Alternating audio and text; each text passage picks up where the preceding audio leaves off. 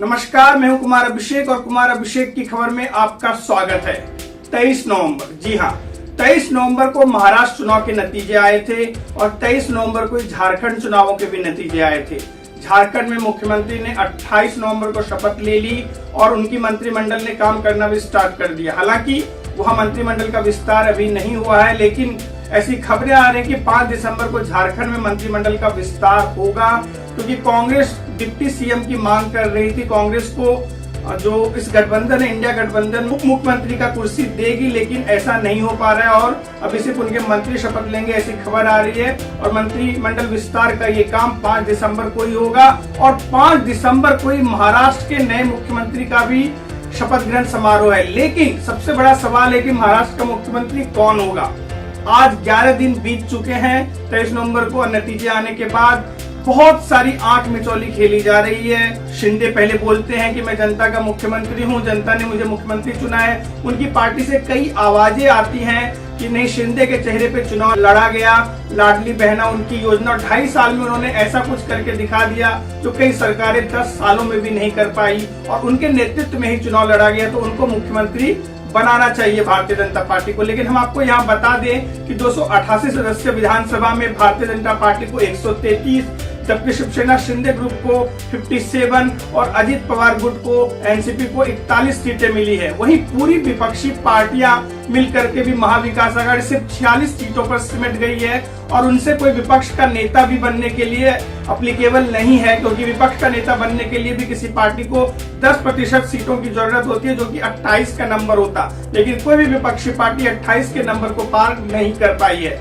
वही हम आपको बता दें आज के घटनाक्रम में कि सतारा से जब मुख्यमंत्री वापस आए तो ऐसा बताया गया कि उनके गले में संक्रमण है। फिर बताया गया कि आज जब वो सुबह जुपिटर हॉस्पिटल गए तो ऐसी खबरें आई कि मुख्यमंत्री को, कार्यवाहक मुख्यमंत्री को हॉस्पिटल में एडमिट किया गया है। लेकिन उन्होंने पत्रकारों से बातचीत में साफ कर दिया कि उन्हें एडमिट जो किया गया था वो एक रेगुलर चेकअप का हिस्सा था और उनके तबियत में कोई खराबी नहीं है और वो पूरी तरह से स्वस्थ है। हालांकि उन्हें पहले थोड़ा बुखार था, लेकिन अभी वो पूरी तरह से स्वस्थ है। फिर वो वर्षा बंगलो आते हैं और जो महापरिनिर्वाण दिवस है 6 दिसंबर को होने वाला है दादर में, दादर की भूमि पर जो होता है उसका उन्होंने जायजा भी लिया।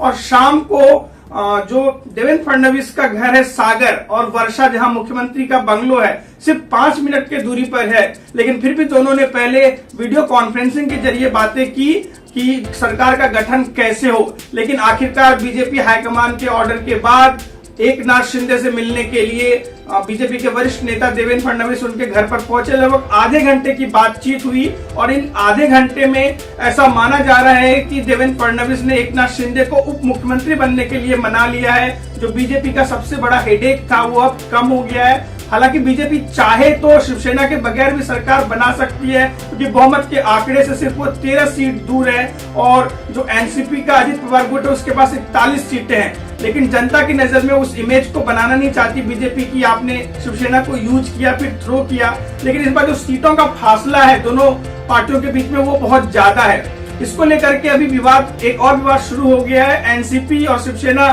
शिंदे ग्रुप के बीच में कि किसको कितने मंत्रालय मिलने चाहिए, क्योंकि स्ट्राइक रेट तो उनका भी ज्यादा, और उनका कहना है कि अगर शिंदे ग्रुप का कहना है कि अगर शिवसेना और बीजेपी साथ में मिलकर लड़ती तो शिवसेना के भी 80 से 90 सीटें आ सकती थी। वही सेम चीज छगन भुजबल भी कह रहे हैं कि हमने उनसे अच्छा स्ट्राइक रेट दिया है तो हमें भी मंत्रिमंडल में उतनी सीटें मिलनी चाहिए जितनी की शिवसेना को मिल रही है। तो तमाम राजनीतिक वादे प्रतिवादे किए जा रहे हैं। इसी बीच हम आपको बता दें कि आज बीजेपी के पर्यवेक्षक वित्त मंत्री निर्मला सीतारमन और गुजरात के पूर्व मुख्यमंत्री हैं विजय रूपानी मुंबई पहुंच गए। कल सुबह 11 बजे बीजेपी विधायक दल की बैठक होगी और उसमें यह तय होगा कि विधायक दल का नेता कौन चुना जाता है, और उसके बाद वही नेता महाराष्ट्र का मुख्यमंत्री बनेगा और वही महायुति के लिए भी नेता घोषित किए जाएंगे। और फिर राज्यपाल से मिलकर ये दावा पेश करेंगे सरकार बनाने का। ऑलरेडी सरकार बनाने की तैयारी आजाद मैदान में शाम 5 बजे 5 तारीख को तय कर दी गई है, और वहां पर प्रधानमंत्री मोदी भी पहुंचने वाले हैं, और उसके अलावा तमाम राज्यों के मुख्यमंत्री, एनडीए शासित राज्यों के और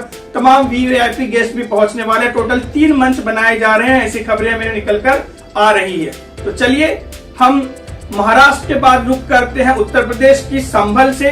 संभल में भी स्थिति फिलहाल काबू में है, लेकिन इसको लेकर के राजनीति ने अपना जोर पकड़ लिया है। किसी भी राजनीतिक प्रतिनिधि मंडल को अभी तक संभल में घुसने नहीं दिया जा रहा है और 10 दिसंबर तक पुलिस ने वहां पर धाराओं के तहत किसी भी प्रतिनिधि मंडल को वहां जाने से रोकने का प्रतिबंध लगा दिया। इसी बीच खबरें आ रही कि कल शायद राहुल गांधी वहां जा सकते हैं। इसको लेकर के भी राजनीतिक हलचलें तेज हो गई है। अखिलेश यादव भी एक से एक वार कर रहे हैं भारतीय जनता पार्टी पर, जबकि भारतीय जनता पार्टी भी इस मामले में समाजवादी पार्टी पर राजनीति करने का आरोप लगा रही है। तो क्या निकलकर सामने आएगा वो तो देखने वाली बात होगी, लेकिन हम आपको बता दें कि संभल की रिपोर्ट भी हम आपको देते रहेंगे। वहीं दूसरी ओर हम अगर विदेशी न्यूज की बात करें तो दक्षिण कोरिया में आपातकालीन मार्शल लॉ लगा दिया गया है और ऐसे में कई सारे विपक्षी सांसदों को गिरफ्तार भी किया जा चुका है। हालांकि सेना में और अलग अलग लोगों में इसको लेकर के विवाद शुरू हो गया है। जो आपातकालीन मार्शल लॉ लगा है उसके बाद से बहुत सारे प्रतिबंध लग जाते हैं और ऐसा कहना है जो अभी सरकार में है उस पार्टी का कि जो उत्तर कोरिया है उसके जो मंसूबों को नाकाम करने के लिए उन्होंने आपातकालीन मार्शल लॉ लगाया है। लेकिन पूरी दुनिया की नजर अब साउथ कोरिया और नॉर्थ कोरिया पर टिक गई है और साउथ कोरिया में भी इस आपातकाल मार्शल लॉ को लेकर के विरोध जारी है।